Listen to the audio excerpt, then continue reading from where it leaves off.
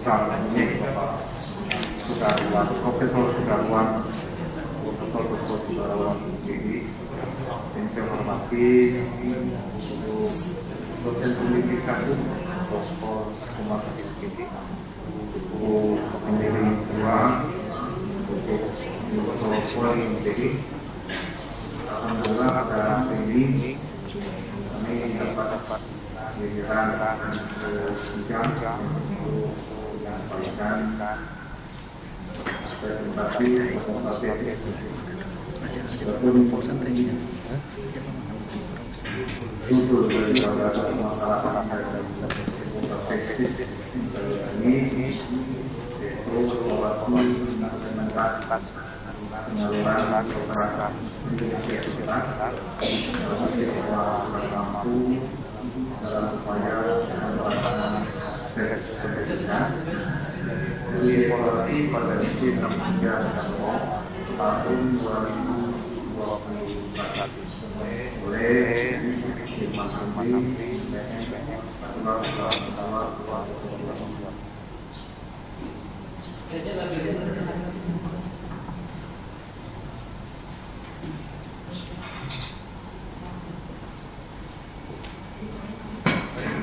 baik rekan-rekan kemudian yang dilakukan kemudian ini adalah belum optimalnya program Indonesia Pintar di SD negeri 60 pekerja pokok dikarenakan beberapa hal diantaranya satu tidak sesuainya jumlah penerima bantuan program Indonesia Pintar (IPDP) dengan usulan pihak pos. Yang kedua, pencairan dana tidak sesuai atau tidak diketahui kapan waktu tempatnya dana tersebut dicairkan pada tahap 1, 4, dan 7. Kemudian pemanfaatan dana program Indonesia Pintar kurang optimal untuk keperluan siswa.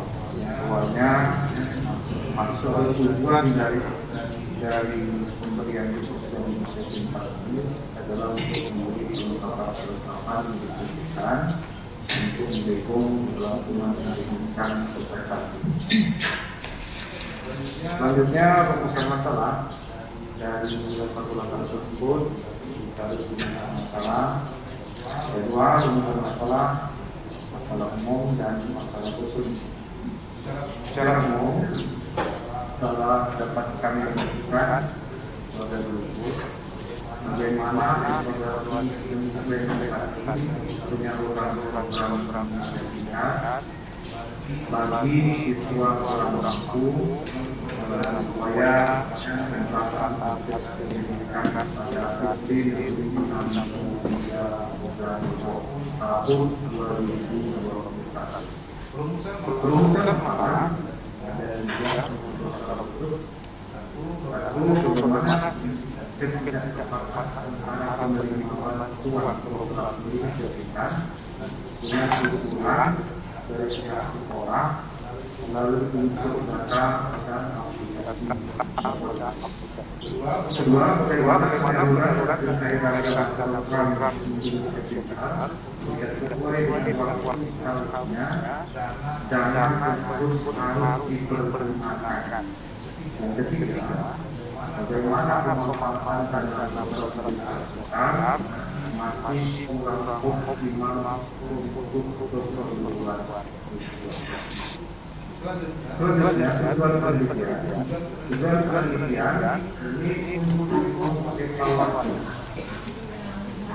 implementasi penyaluran program Indonesia Pintar bagi siswa kurang mampu di SD Negeri 63 Jangkong tahun 2021 agar pada penyaluran program Indonesia Pintar selanjutnya menjadi optimal. Kemudian tujuan khusus pertama mengetahui ketidaktepatan antara penerima bantuan program dengan usulan pihak sekolah melalui fitur data pada aplikasi Dapodik. Yang kedua, mengetahui penyaluran dan pencairan dana program inisiatif tidak sesuai dengan waktu seharusnya. Dana tersebut harus dipergunakan. Yang ketiga, mengetahui pemanfaatan dana program inisiatif masih kurang optimal untuk keperluan khususnya. Selanjutnya bab 2 kajian teori dari evaluasi program menurut Pak Cikas disebutkan bahwa evaluasi merupakan proses menggambarkan, mengamati dan mengumpulkan informasi penting dibandingkan dengan beberapa standar antara kata yang dilakukan untuk memberikan program selanjutnya. Dalam ini pelaksanaan program Indonesia yang diinginkan. Implementasi merupakan proses pendidikan publik yang diarahkan dalam prakteknya. Implementasi kebijakan merupakan proses yang menjadi kompleks dan tidak jarang bermuatan politis dengan adanya intervensi bagi kepentingan tertentu. Selanjutnya, manajemen keuangan. Manajemen keuangan adalah suatu aktivitas yang dilakukan untuk jalannya kegiatan sekolah. Sementara itu, dalam pelaksanaannya, untuk memanfaatkan pada manajemen, yaitu perencanaan, pengorganisasian, pengarahan, pengorganisasian, pengamatan dan penelitian. Paradigma penelitian, beberapa singkat, kemudian alurnya program inisiatif alurnya seperti itu. Dan dari misalnya dari pendataan proses dan pemanfaatan. Tiga metode pendidikan.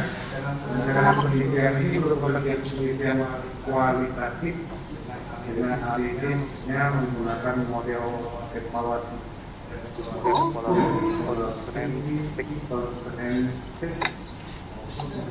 Kemudian adalah sekitar di 63 kelompok. Rancangan penelitian terdiri dari 3 serangka besar,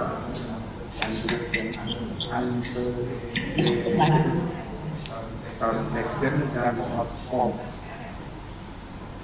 Section ini terdiri dari 2 inspirasi sekolah, jadi permohonan analima, kemudian section yaitu proses pelaksanaan PDP, kemudian outcome itu proses pencairan dana dan pemanfaatan dana PDP. Yang muaranya adalah pemanfaatan dana PDP itu sendiri. Selanjutnya subjek penelitian adalah penelitian tentang siswa sendiri itu 63 kelompok yang berarti pada program standar tahap 1, 4, dan 7 tahun 2021. Jumlah siswa penerima PDP kita bergerak jumlah 65 siswa dari total 159 siswa. Ini pengumpulan data, wawancara, observasi, dan dokumentasi. Pengembangan instrumen menggunakan berbagai kuesioner, wawancara, dan dokumentasi. Angket di sebuah peneliti merupakan kuesioner siswa penerima PDP tahap 1, 4, dan tahun 2021. Wawancara digunakan untuk informasi dari karyawan dan orang tua siswa. Terus teknik analisis kita, data ini digunakan dalam penelitian kualitatif sedikit, yaitu dengan mengidentifikasikan dan memaknai data dari masing-masing rapat atau kelompok informasi. Data yang diperoleh setelah itu diidentifikasikan dan menggunakan deskripsi kualitatif. Sekian, terima kasih. Ada masukan dan arahan dari bimbing dan Bapak Polri sama-sama membantu saya sementara dan dulu. Terima kasih. Assalamualaikum warahmatullahi wabarakatuh. Kami kembalikan ke Bapak.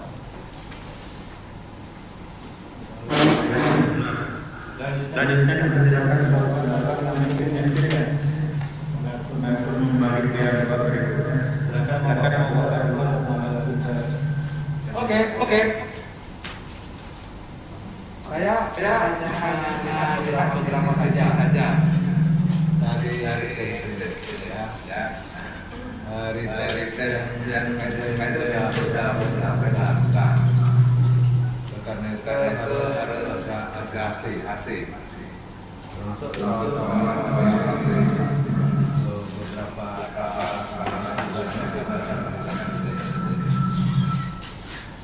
yang kedua rumusan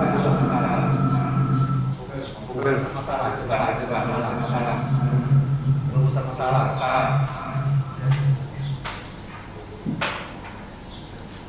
Rumusan masalah di kita dibuka. Slide masalah. Masalah.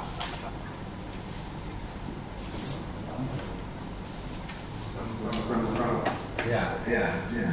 Coba agak dibesarkan.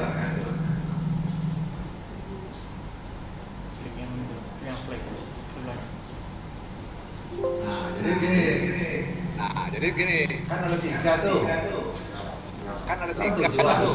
Sebelumnya. Itu kan tujuan sebelumnya. Oh, kamu ada. Ini mau dianalisis. Ya. Jadi ini masalah itu jangan a priori seperti itu. Jangan bagaimana penempatan ya. Gitu.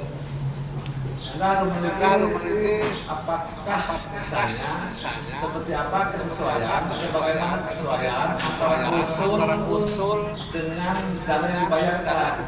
Kan begitu.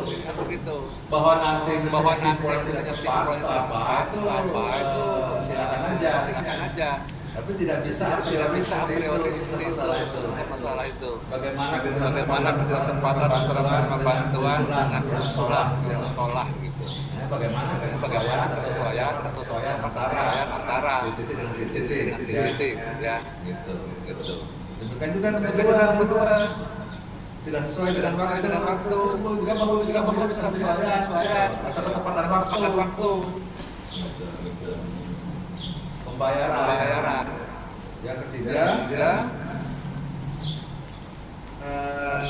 bagaimana dana PIP masih kurang optimal. Dan saya akan seperti apa bagaimana optimalisasi penggunaan dana PIP bahwa nanti misalnya kurang optimal itu ya. Jadi bahasa masalah itu mendorong Anda untuk mengeksplorasi, bukan memfonis gitu ya. Apa maksudnya? Jadi Anda ubah masalahnya. Terus yang kedua, siapa senjatanya atau penelitiannya? Apakah cukup sesuai? Saya ambil siswa di sini. Apakah tidak orang tua wali yang menjadi sampel penelitian? Ya. Menurut saya paling tidak tua itu. Dana ini dikirim ke siapa? Hah? Dana ini diberikan siapa? ke siswa. Hah? Ke siswa. Dalam bentuk cash. Dalam Di register rekening rekening siswa. siswa. Dalam perkembangan itu sekarang Pak, siswa itu diberikan buku tabungan namanya sertifikat. Nanti karena itu ditransfer ke rekening itu. Terakhir ini Pak, mereka sudah ada kartu ATM. Sudah ada? Sudah ada. Kami itu pada saat mereka pencairan itu, apakah ini dicairkan atau belum, karena mereka sudah menggunakan kartu, jadi tidak terbaca penggunaannya. Ya makanya ceritanya itu jangan mempan, kita menanyakan apakah dioptimasi atau untuk apa saja. Tepat dan kesimpulan, terlambat atau kesimpulan. Kan begitu kan? Jadi jangan memutuskan kesimpulan dari kerangka ini. Yang kedua orang tua misalnya harus kita, karena ini apalagi anak SMP kan? SD. Karena itu sampel juga harus ini. Paling tidak nanti. Oke lah, SD itu data kuantitatifnya untuk siswa SD. Tapi untuk orang tua bisa data kuantitatif. Bisa seperti pengawasannya, gitu. Apakah anak itu mencairkan sendiri atau menemani, lalu nanti apa uang digunakan, kan? Mungkin juga nanti bisa menemukan ketidaktepatan itu bukan hanya usul dengan ini, karena usul ada afirmasi juga. Jangan nanti yang usulkan itu nasib-nasiban, gitu. Ya. Yang nasib baik ternyata bagus dapat, yang nasib apes dia rendah nggak dapat. Ini juga nanti yang ditemukan dari data. Kepala sekolah juga diwawancarai. Gitu. Untuk kualitatifnya. Terus yang mengusulkan siapa? Siapa yang mengusulkan? Dari mendatangkan pemudik. Iya, bukan dari data pemudik dari mana? Kan ada entrinya itu. Dari data awal itu dari guru. Iya, guru dapat dari mana? Data awal dari Dapodik. Guru dapat dari mana? Ya dari pendataan di kelasnya masing-masing. Dari perkataan dari dokumen. Makanya itu coba nanti cari untuk kualitatif telusuri. Kalau tidak lurah tanya. Nanti agak dalam ini tuh. So, kalau nanti hanya siswa ini akan sama dengan sebelumnya, karena saya juga pernah menguji di tesis ini. Itu bedanya dengan itu. Tadi orang tanya bagaimana cara apakah sekolah itu peraturan politik itu percaya saja, apa dia melakukan semacam verifikasi salah sampling itu kualitatif. Karena itu kualitatif juga harus kuat dalam kerangka penelitian ini. Ya. Nanti kalau itu sekali gitu. Yang berikutnya lagi coba cari. Kalau nyalahin ada enggak yang seperti ini? Misalnya kalau mereka itu kan sekarang itu orang yang PHK itu 21% melapor untuk tunjangan pengangguran. Di negara Eropa sekali yang melapor untuk tunjangan pengangguran karena sana dapat gitu. Negara memberi pada penganggur. Tapi di situ tuh orang punya harga diri. Kalau sekali menganggur gitu, dia mengajukan permohonan, tapi dia tidak mengajak atau saya menganggur nggak dapat ada itu. Karena levelnya itu udah civil society. Jadi mereka itu merasa dihina, dapat semacam itu. Tapi tetap ada orang-orang yang memang karena tidak bisa dihindari, tidak PHK gitu. Yang malas sudah ada, yang di jalan, di negara, California gitu. 1-2 juga ada itu. Tapi pada umumnya mereka punya harga diri. Ya. Jadi coba nanti dicari juga ada sejenis itu di negara lain gitu. Dalam bentuk bantuan ini. Lalu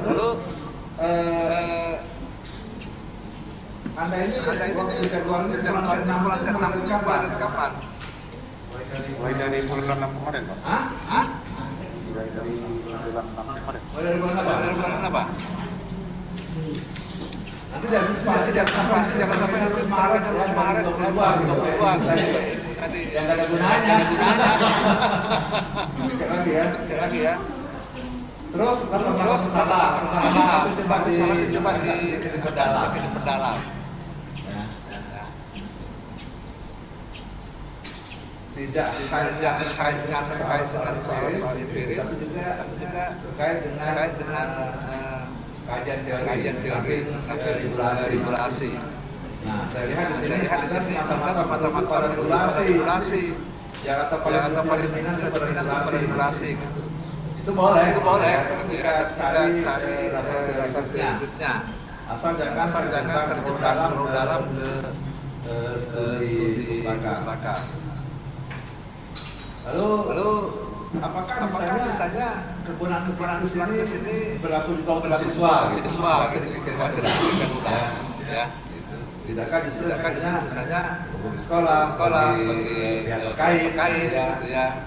Kantor kelurahan segala macam data itu kita bagi kebijakan misalnya bahwa ini bersekolah juga pakai silakan aja tapi terkait sekolah juga ditunjukkan. Lalu coba nanti antara pustaka pada sisi dengan yang diikuti pada lain. Jangan juga yang berbeda. Bahan tidak cross check. Dan jangan sampai karena riset ini sudah beberapa kali verifikasi gitu. Dan itu agak nanti di ujung karena mau menyelesaikan. Lalu jangan bermasalah gitu. Ya. Kalau memang ragu-ragu coba minta orang yang punya bahasa Indonesia yang mengerti kadang juga bahasa juga jelek juga gitu. Terima kasih Pak Manap. Assalamualaikum warahmatullahi wabarakatuh.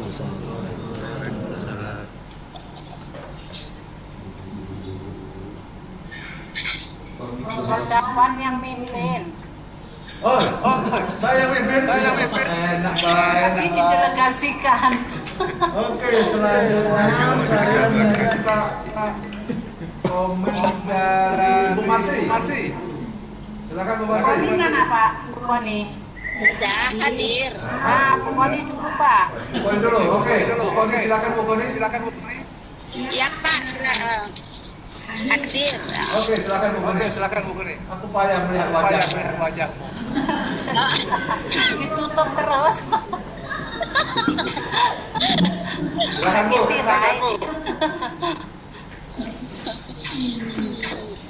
Oke Pak Firman, jadi sebetulnya kan Bapak studi evaluatif ini ya tentang penyaluran program Indonesia Pintar ya. Nah, di sini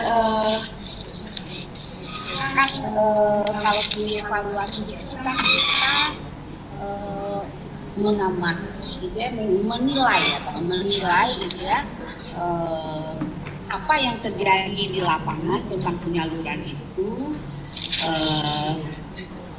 dibandingkan dengan apa yang semestinya sesuai dengan kebijakankah ataupun aturan-aturan jumlah dari bantuan tersebut ya, program Indonesia Pintar itu. Nah, evaluasi yang kita lakukan bisa saja ya kita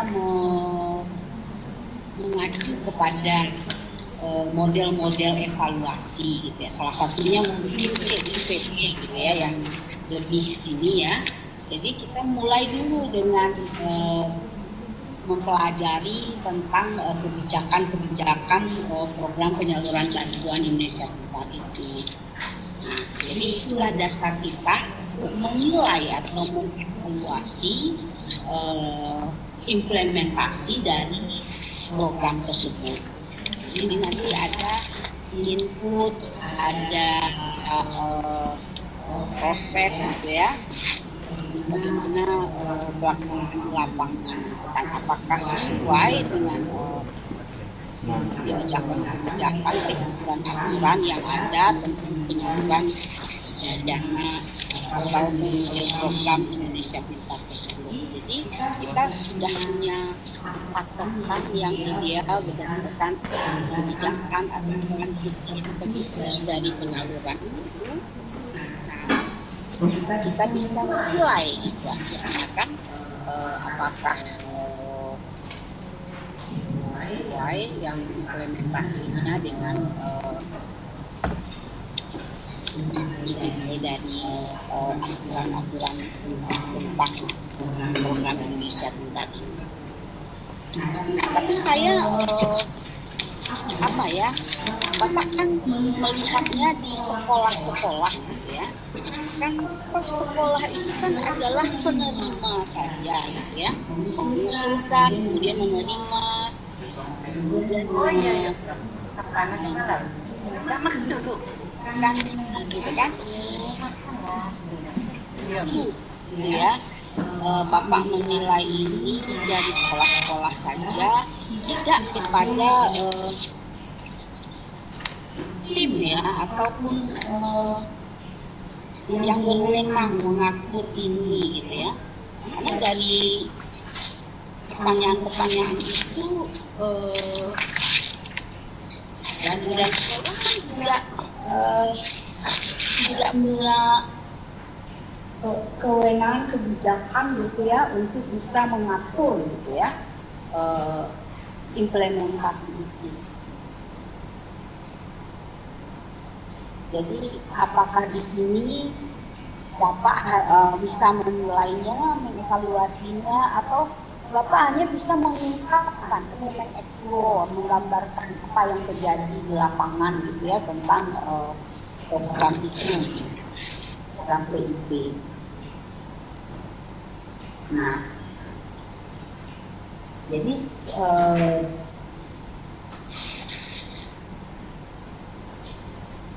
mempertanyakan ini Pak, Bapak bisa mengevaluasi berdasarkan apa gitu ya?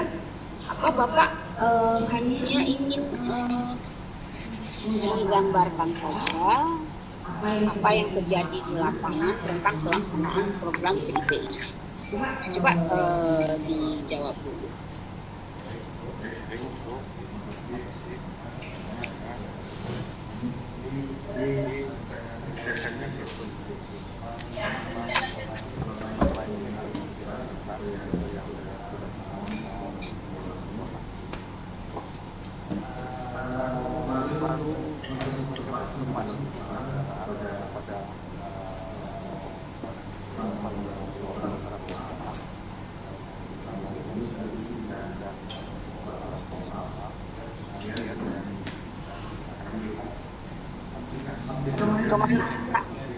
Kenapa lemah sekali ya?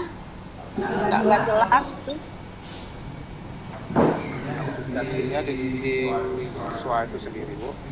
Dan kami baru amati mereka yang mendapatkan beasiswa tersebut apakah dalam penerapannya atau penggunaannya itu kami lihat dari penampilan siswa itu, nah yang kami butuhkan rata-rata hal yang pertama mungkin kami lihat dari fisik, bajunya, tas dan lain sebagainya, karena itu keperluan siswa.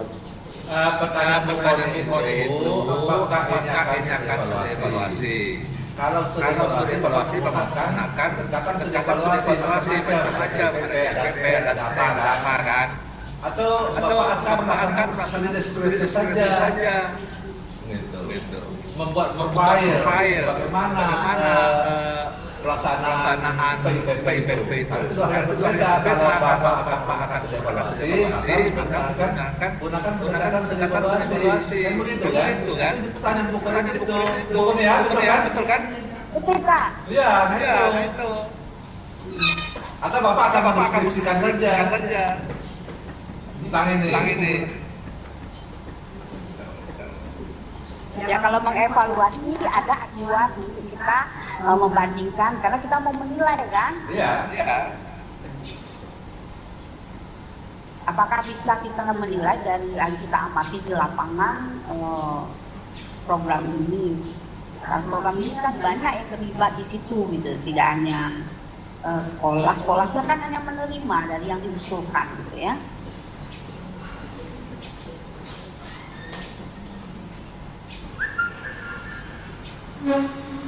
Oke.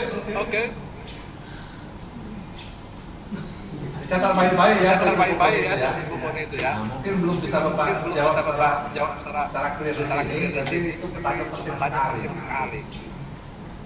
Lanjut buku nih. Oke, nah jadi itu saat itu sebetulnya itu mendasar sekali ya untuk kita bisa berlanjut ke tahap berikutnya juga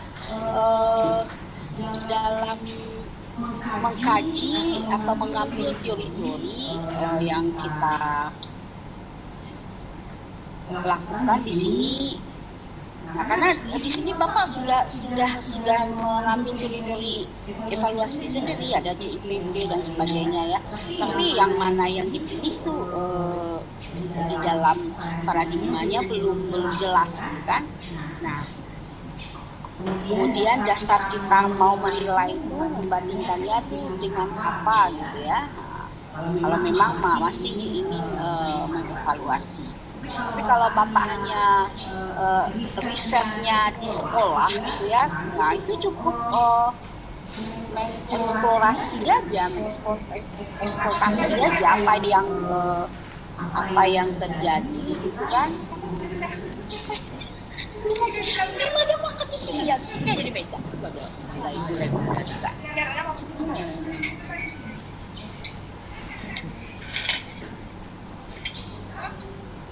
Jadi Bapak Firman mungkin dipikirkan lagi ya, mungkin kita bimbingan nanti. Mungkin dengan masih juga bisa dibimbing lagi nanti ya. Oke, saya kira itu yang penting, dan juga dasar-dasar teorinya itu kan tidak hanya kebijakan saja, tapi juga ada apa yang dibicarakan di dalam itu, khususnya untuk bantuan misalnya atau pengelolaannya dan sebagainya. Kan kita bisa ambil teori-teori juga tentang manajemen pengelolaan atau pengelolaan itu sendiri. Joko, Bukoni. Oke, jadi catatan dari Bukoni itu, apakah Bapak akan studi eksplorasi saja? Kalau sudah eksplorasi itu namanya kan deskripsi. Atau Bapak akan studi evaluasi? Kalau ini menggunakan studi evaluasi, gunakan di dalam studi evaluasi. Ini kan sudah pilih soal pilihan, dan dua-duanya benar. Ya. Oke, sekarang Bu Marsi, silakan Bu Marsi. Oke Pak, makasih Pak. Pak Firman, dengar Pak Firman? Benar Bu. Oke. Pak Firman, apa yang disampaikan oleh dua pendahulu tadi benar. Bapak terlalu kering di sini Pak. Agak dilembapin dikit Pak. Dari latar belakang sampai teori kering gitu ya. kering. Artinya kurang referensi. Harusnya di latar belakang itu banyak dikupas masalah pemerataan pendidikan gitu ya, banyaknya drop out gitu, sehingga muncullah PIP itu gitu, banyaknya kemiskinan gitu ya. Nah itu nanti ditambah. Oke, kemudian mengenai rumusan masalah tadi betul yang disampaikan Prof. Darwan itu harusnya Bapak itu kan ini evaluasi gitu ya, mungkin menganalisis itu kan sudah ada Pak, IP itu apa sih di dalam juknisnya itu kan sudah jelas. Misalnya Bapak bisa saja menganalisis atau mengevaluasi tentang mekanismenya seperti apa, betul enggak, masalahnya tepat enggak, kan gitu kalau mau studi evaluatif. Kemudian penyalurannya seperti apa, tepat enggak penyalurannya itu. Kemudian pemanfaatannya tepat enggak, kan dalam juknisnya itu sudah ada semua itu. Kalau saya cenderung evaluatif, kenapa? Karena saya setahun kemarin itu membimbing ini, tetapi itu deskriptif aja gitu, dan memaparkan supaya ada bedanya gitu. Mengenai nanti dari hasil evaluasi tadi Bapak akan berikan deskripsi temuan-temuan melalui observasi dan wawancara, ya itu boleh saja gitu. Itu menurut saya. Jadi di rumusan masalah betul. Nah kemudian di kajian teori kemarin sudah saya berikan ke Pak Berman itu, tambah teorinya itu, ini kan tentang kebijakan pemerintah ya, bisa dimasukkan di situ tentang kebijakan publik gitu, teori tentang kebijakan publik gitu. Nah itu bisa dimasukkan. Kemudian tentang manajemen keuangan bisa dimasukkan, sehingga kajian teorinya itu tidak hanya berbasis pada permen saja gitu. Nah teori-teori itu bisa dimasukkan Pak Berman. Nah kemudian Pak Berman ini ada, karena kalau evaluatif itu ada model-model evaluatif. Pak Berman di sini mengambil model apa ya? Model apa tadi Pak Berman? Container evaluation model ya. Nah itu juga perlu dijelaskan dalam konten evaluasi model itu, dijelaskan oleh Pak Berman kenapa mengambil di situ. Itu kan juga hampir mirip dengan referensi model gitu. Jadi membandingkan antara standar dengan fakta yang ada gitu. Nah itu diterangin oleh Pak Berman. Karena di sini Pak Berman belum menerangkan, sehingga banyak pertanyaan gitu. Halo Pak Berman. Iya Bu. Iya. Jadi bisa melihat dari mekanismenya itu, sasarannya, kemudian penyalurannya, kemudian pemanfaatannya tepat enggak. Kan indikatornya sudah ada di juknisnya gitu ya, sebagai standar. Nah memang evaluasi itu tidak melulu harus pakai angka, bisa kualitatif, bisa kuantitatif gitu ya. Bisa juga itu digabungkan, mungkin yang ada yang kuantitatif, ada yang kualitatif juga bisa gitu. Atau nanti hasilnya kuantitatif kemudian didiskusikan bawahnya itu dengan gambaran hasil wawancara tadi, maksud saya begitu. Nah itu Pak Berman. Halo Pak Berman. Itu kayaknya agak keburu-buru ya kemarin, belum sempat ya yang perbaikan yang saya minta kemarin. Itu teorinya belum itu, saya minta kan publik gitu ya. Iya, jadi dari latar belakang. Nah itu nanti memang harus apa, intensif gitu ya, bimbingannya gitu Pak Berman. Kalau bisa dievaluatif tadi, karena yang tahun kemarin itu ada yang mengambil PIP itu menggunakan kualitatif, menggambarkan saja. biar ada bedanya yang kemarin dengan yang sekarang gitu. Gimana Bu Boni? Halo Bu Boni? Ya, kalau saya bilang tambahkan, kalau Bapak mau itu tiga kan yang difokus. Pertama itu antecedent atau konteks. Yang kedua transaksi atau proses. Dan yang tiga produk atau output. Nah, tiga pertanyaan tadi itu Bapak ubah lihat dari segi tiga itu kalau kau pakai. Ya. Dan yang pertama bagaimana konteksnya, misalnya cara pengusulan itu seperti apa di situ? Apa masyarakat terbuka atau dengan diancam? Kan begitu kan sama itu kan Pak RT itu Pak RT tidak berani memutuskan siapa yang dapat dan tidak dibagi semua keris yang keluar kan itu kan masyarakat yang sudah ada prosesnya. Misalnya perjalanan dari orang tua sampai ke sekolah itu seperti apa prosesnya? Input itu seperti apa prosesnya?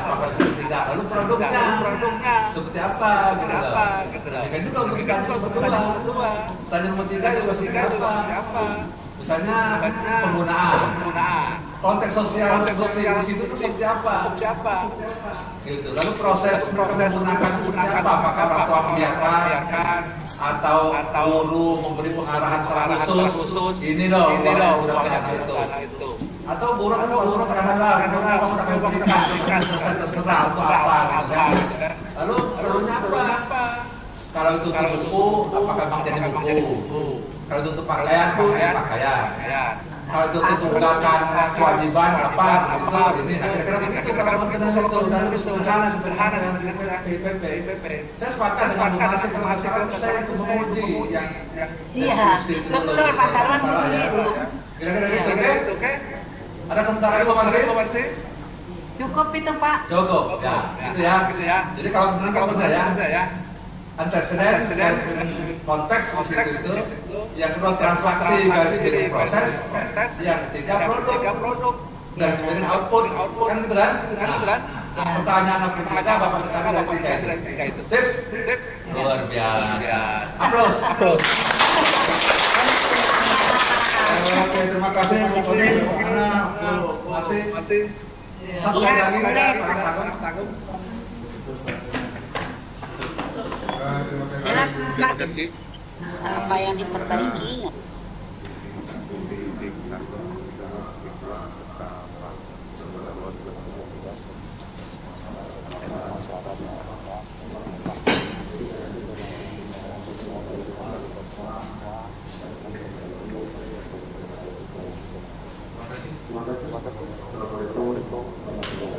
Waalaikumsalam. Di ujung perjalanan selalu tersedia panorama alam